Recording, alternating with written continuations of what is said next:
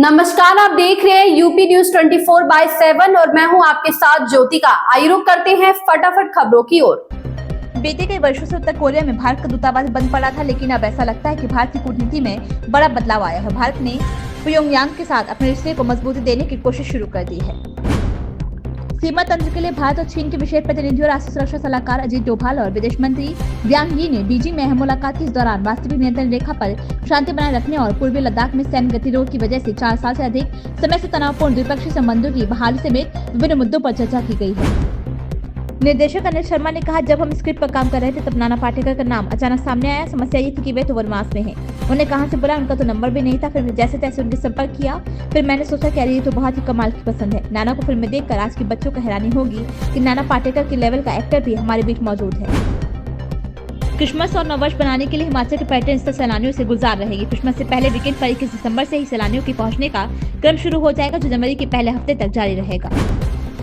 अश्विनी चौबे ने कहा कि जिस बांग्लादेश को भारत ने आजाद कराया, वहां सनातन धर्मावलंबियों पर हमले हो रहे हैं, जो बेहद दुर्भाग्यपूर्ण है। बांग्लादेश को ऐसी कट्टरवादी गतिविधियां तुरंत रोकनी चाहिए, वरना ये देश खुद कई टुकड़ों में बच जाएगा।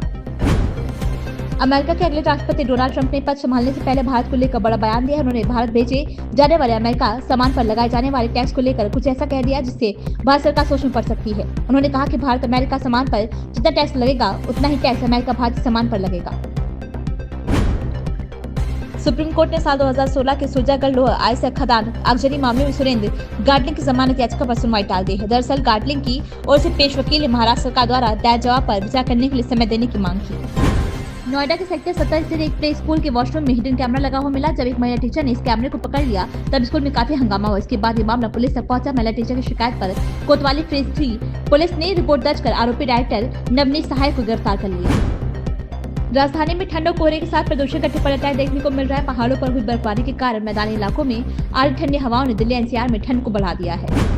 एक राष्ट्रीय चुनाव पर हरियाणा के मंत्री अनिल विज ने कहा, यह बहुत अच्छा फैसला है। बार-बार चुनाव होने से बहुत समय और पैसा खर्च होता है और बार-बार आचार संहिता लागू होने से काम की गति कम हो जाती है। प्रधानमंत्री मोदी देश को तेजी से विकास की ओर ले जाना चाहते हैं और इसके रास्ते में आने वाली सभी बाधाओं को दूर कर रहे हैं। पिछले 10 साल में सुरजेवाला ने कहा है कि एक ही व्यक्ति की पूजा हो रही है और जो संस्थाएं हैं वो मरती चली जा रही है। सुरजेवाला जी, आप और आपकी पार्टी पिछले 70 साल से एक ही परिवार की गुलाम बनी हुई है। हमारे प्रधानमंत्री ने तो काम करके दिखाया है और काम की पूजा तो होनी ही चाहिए। जो काम करेगा उसका जनता सम्मान तो करेगी ही करेगी। तुम तो अंधभक्त होकर परिवार की गुलामी कर रहे हो। बढ़ती कला को लेकर वीरेंद्र सिंह ने प्रदेश अध्यक्ष के इस्तीफे की मांग जो है वो भी उठा दी कांग्रेस ने। देखिए, कांग्रेस का ये जो खेल है ये चलता ही रहता है और छोटी मोटी एंटरटेनमेंट भी राजनीतिज्ञों को इसी से ही मिलती है।